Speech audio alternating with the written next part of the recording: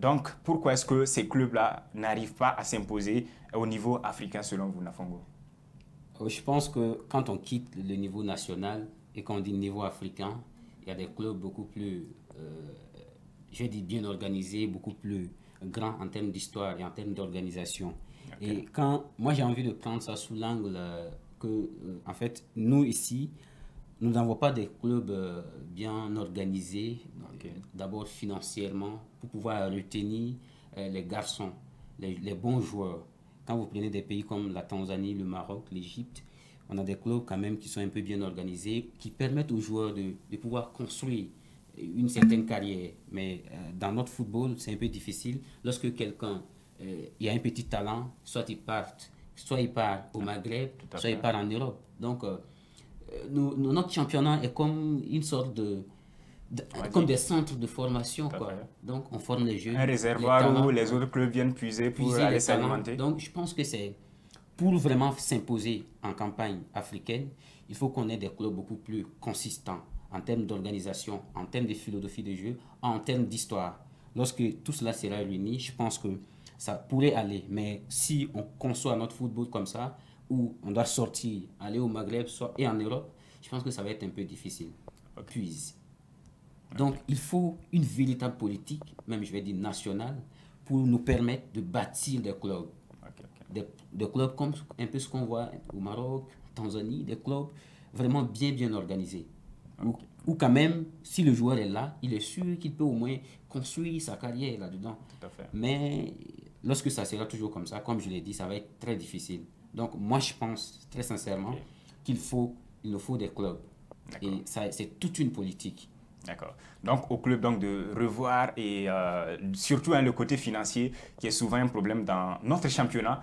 Et avec El Lagoun, pourquoi, selon vous, les clubs burkinabés n'arrivent pas à s'imposer au niveau africain, voilà, vu tout ce qu'on vient de, ce que Nafongo vient de dire et voilà. Écoutez, on parle de s'imposer. Et quand on regarde aujourd'hui l'histoire même des clubs qui arrivent à s'imposer dans ce genre de compétition-là, et que vous comparez à nos clubs qui espèrent en faire de même, vous voyez en guillemets qu'il n'y a pas photo. Quand on parle de Al Ahly, quand on parle du TP Mazembe, il y a encore peu. Quand on regarde même en Tanzanie ou quand on regarde dans les pays du Maghreb, c'est toute une structure. C'est une ossature qui est bâtie autour de ces clubs-là. Mais quand aujourd'hui on regarde nos clubs burkinabés, sans vouloir jeter de la pierre à notre pays, c'est difficile. C'est difficile. Il y a tout le temps des problèmes avant même le football. Il y a toujours des problèmes structurels, des Tout à problèmes fait. d'organisation. Il y a de l'amateurisme dans notre football. C'est le mot qu'on ne veut pas dire. Et quand on veut s'imposer déjà au niveau africain, il faut que déjà au niveau national, il faut qu'il y ait une certaine sorte d'organisation qui permette à ces joueurs-là d'avoir un tremplin, d'être sûrs d'eux. Parce que comme je le dis, le football, il y a ce qui se passe sur le terrain, mais il y a surtout ce qui se passe en dehors. Ok. Lorsque vous voyez des équipes ou bien des joueurs arriver à performer, c'est qu'il y a certaines conditions minimales qui sont mises en place pour que ces joueurs-là se sentent dans un état d'esprit assez correct pour qu'ils puissent donner le meilleur d'eux-mêmes sur le terrain. Mais quand on regarde aujourd'hui dans le football, il y a tout le temps des arriérés de salaires. Il y a beaucoup de problèmes qui font qu'aujourd'hui, c'est difficile pour nous d'exporter nos qualités footballistiques au niveau africain.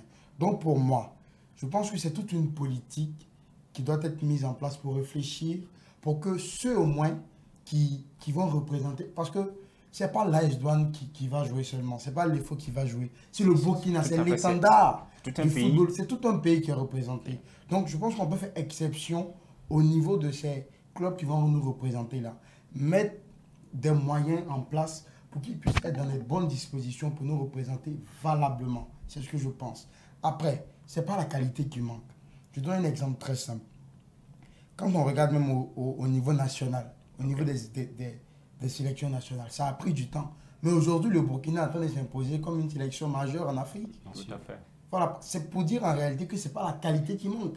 Et quand on regarde la plupart, nous, on n'a pas beaucoup de binationaux. Le Exactement. Burkina n'a pas beaucoup de binationaux. Tout à fait. Tous ces garçons qui nous représentent aujourd'hui en sélection nationale, ce sont des garçons qui ont commencé dans notre championnat. Ah oui, bien sûr. La plupart d'entre eux, c'est dire que ce n'est pas la qualité qui manque.